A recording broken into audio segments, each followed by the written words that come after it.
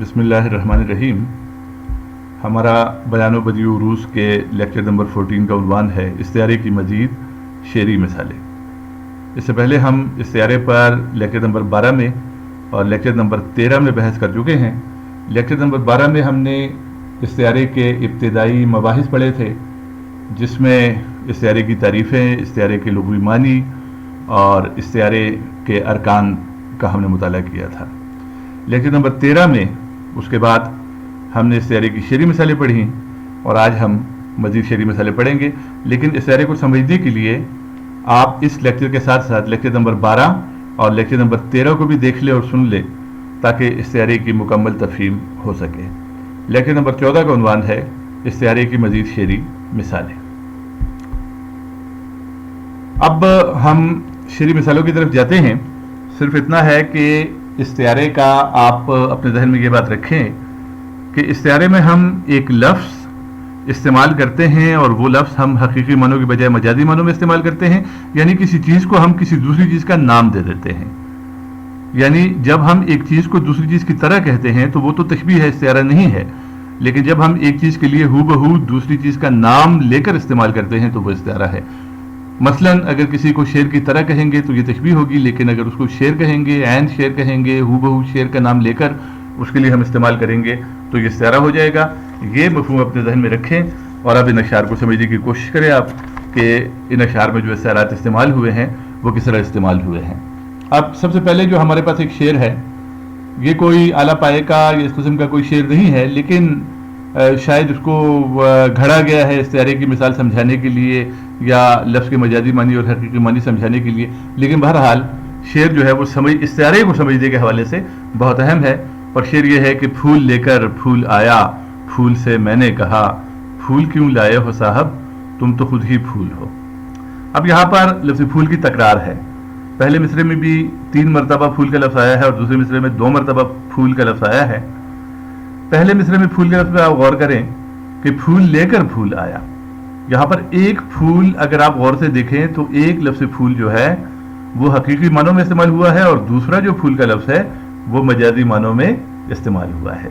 फूल लेकर फूल आया यानी एक फूल लेकर आया, यानी वो जो लेकर आया वो भी फूल था और जो आया वो भी फूल था।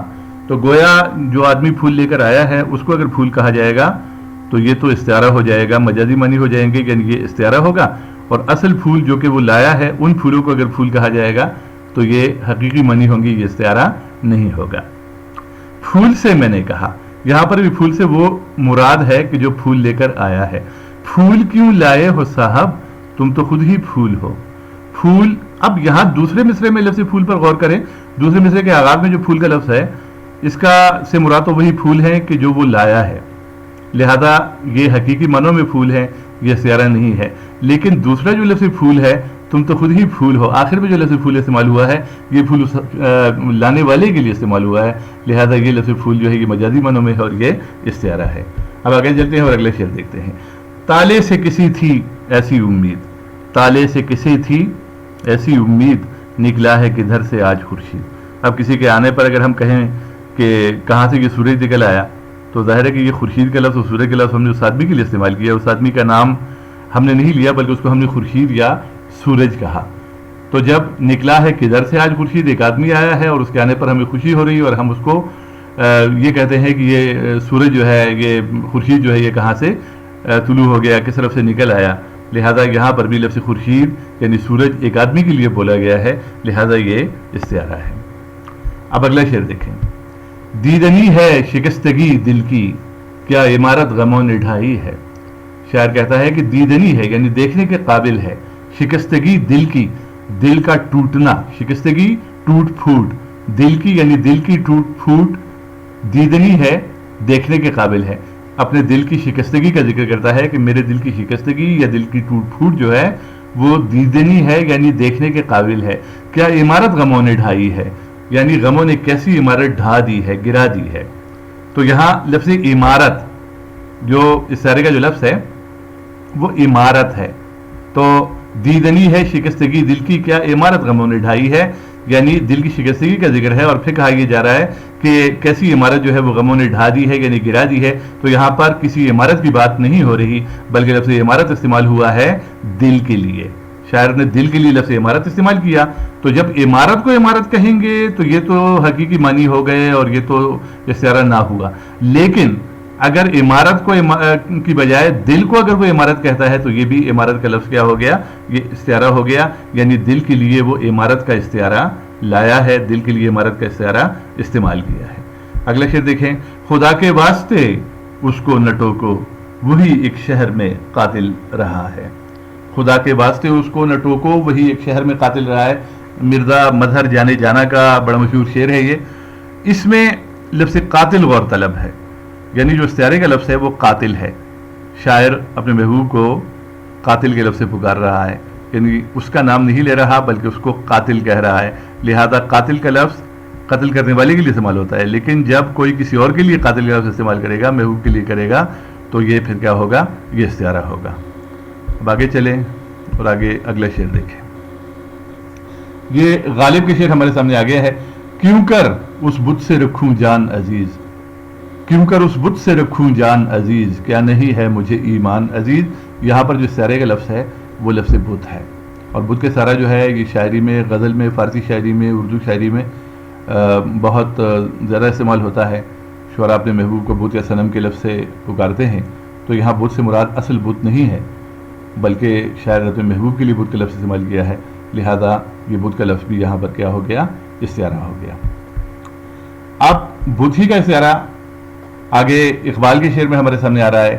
اگرچہ بت ہے جماعت کی آستینوں میں، مجھے ہے حکم اذاں لا الہ الا اللہ. اب اگر دیکھا جائے تو غالب کے شعر میں بھی لفظ بت اور اقبال کے شعر میں بھی لفظ بت، دونوں میں بت کا لفظ استعارے کے طور پر استعمال ہوا ہے. لیکن غالب نے اردو شاعری کی جو کلاسیکی روایت ہے اس کے پیش نظر بت کا لفظ جو ہے وہ محبوب کے لیے استعمال کیا ہے، اور اقبال نے جدید جو مختلف قسم کے جو نظریات ہیں اور تصورات ہیں ان کے لیے اقبال نے بت کا لفظ استعمال کیا ہے کہ اگرچہ بت ہیں جماعت کی آستینوں میں، نئے نئے فلسفے اور نئے نئے نظریات آ گئے ہیں اور نئی نئی جو باتیں ہیں وہ سامنے آ رہی ہیں، لیکن مجھے ہے حکم اذاں لا الہ الا اللہ. یعنی اقبال نے ایک اور معنوں میں بت کا لفظ استعمال کیا ہے، غالب نے ایک اور معنوں میں استعمال کیا ہے، لیکن استعارہ یہ بھی ہے اور استعارہ اقبال کے شعر میں بھی ہے اور غالب کے شعر میں بھی ہے. یعنی دونوں میں لفظ اپنے حقیقی معنوں سے ہٹ کر مجازی معنوں میں استعمال ہوئے ہیں. لہذا یہ بھی استعارے کی مثالیں ہیں. اس کے بعد ہم جو نیکسٹ غالب کے قصیدہ ہمارے سامنے آ رہا ہے، اس قصیدے کا ہم مطالعہ کریں گے استعارات کی روشنی میں. غالب کے قصیدے کا مطالعہ کرنے کا مقصد یہ ہے کہ غالب کی شاعری میں استعارات کا بہت خوبصورت استعمال ہوا ہے، اور غالب کی غزلوں میں بھی، غالب کی ساری شاعری میں اور قصائد میں بھی. لیکن ہم نے ان کا ایک قصیدہ منتخب کیا ہے، اور اس قصیدے کا کمال یہ ہے کہ اس قصیدے کے تقریباً ہر شعر میں اور ہر مصرے میں کوئی نہ کوئی استعارہ غالب نے استعمال کیا ہے، اور استعارے کی یہ بہترین مثال ہے یہ قصیدہ. تو اس کو ہم سرسری طور پہ دیکھیں گے اور اس میں ہم دیکھیں گے کہ کون کون سے استعارے جو ہیں وہ استعمال کیے گئے ہیں. قصیدے کا جو مطلب ہے وہ یہ ہے کہ صبح دم دروازہ خاور کھلا، مہر عالم تاب کا منظر کھلا. غالب کے قصیدے کی یہ تشبیب ہم نے لی ہے، تشبیب کے چند اشعار ہم نے لیے ہیں. تشبیب میں شاعر براہ راست جو ہے وہ مدح شروع نہیں کرتا، بلکہ پہلے تشبیب کے اشعار ہوتے ہیں، اس میں وہ کوئی منظر دکھاتا ہے، یا حسن و عشق کی یا شباب کی بات ہوتی ہے، یا پھر شراب کی بات ہوتی ہے، یا بہار کی بات ہوتی ہے. تو یہ جو تشبیب کا حصہ ہے غالب کے اس قصیدے کا، اس کا پہلا شعر ہمارے سامنے ہے. یعنی قصیدے کا جو مطلب ہے وہ یہ ہے کہ صبح دم دروازہ خاور کھلا، مہر عالم تاب کا منظر کھلا. صبح دم یعنی صبح کے وقت، دروازہ خاور، خاور یعنی مشرق، دروازہ خاور یعنی مشرق کا دروازہ کھل گیا. مشرق سے چونکہ سورج طلوع ہوتا ہے اس لیے غالب نے اس کو دروازہ خاور کا کھلنا کہا ہے کہ صبح دم دروازہ خاور کھلا، مہر عالم تاب کا منظر کھلا. مہر عالم تاب ترکیب ہے، مہر سورج ہے، عالم تاب یعنی ساری دنیا کو روشن کرنے والا سورج، اس کا منظر جو ہے وہ کھل گیا ہے، یعنی سورج طلوع ہو گیا ہے. اب اگلے شعر میں ہم استعارہ دیکھتے ہیں. اگلا شعر ہے کہ خسرو انجم کے آیا صرف میں، شب کو تھا گنجی نئے گوہر کھلا. یہ خسرو انجم جو ہے یہ غالب نے کہا ہے سورج को सूरज के लिए ये तरकीब इस्तेमाल हुई है। खसरव अंजुम का मतलब है सितारों का बादशाह, क्योंकि सितारे छोटे होते हैं, सूरज ज़्यादा चमकदार, ज़्यादा रोशन है, तो सूरज को शायर ने यहाँ सितारों का बादशाह कहा है। सितारों के बादशाह के सर्फ में आ गया। क्या सर्फ में आ गया? शब को था गंजीना गौहर खुला, रात को जो मोतियों का खजाना, गंजीना खजाना, गौहर मोती, गंजीना गौहर यानी मोतियों का खजाना जो रात को खुला था, वो सुबह सितारों के बादशाह के सर्फ में आ गया, यानी इस्तेमाल में आ गया। यानी सितारों का बादशाह यानी सूरज जब सामने आया तो वो जो रात को मोतियों का खजाना बिखरा हुआ था, वो खजाना उसके काम आ गया, उसके सर्फ में आ गया, यानी ख़त्म हो गया। गंजीने गौहर मोतियों का खजाना, और ये मोतियों का खजाना ये गंजीने गौहर शायर ने कहा है किसको? सितारों को। सितारों को गंजीने गौहर कहा है। अब सितारों को गंजीने गौहर में करीने का जो लफ्ज़ है वो शब है, यानी जब शायर ने कहा कि शब को था गंजीने गौहर खुला, तो हम समझ गए कि यहाँ शायर की मुराद गंजीने गौहर से सितारे हैं, क्योंकि सितारे भी मोतियों की तरह चमकदार और रोशन होते हैं। तो शब को था गंजीने गौहर खुला। अगला शेर इसी कसीदे का है। कवाकिब कुछ नजर आते हैं, कुछ देते हैं धोखा, ये बाजीगर खुला।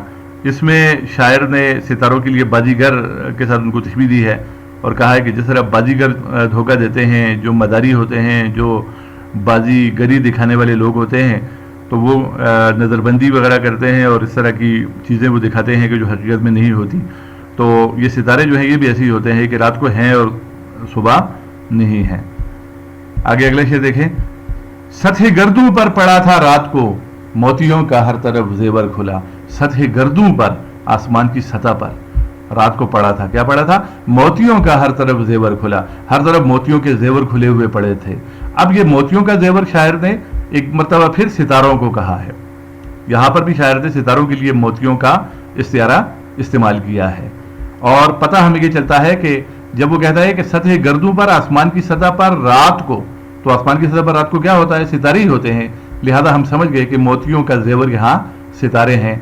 सितारों का नाम नहीं लिया, उनके लिए मोतियों या मोतियों के जेवर का नाम इस्तेमाल कर दिया, तो ये भी इस्तियारे की एक मिसाल हो गई।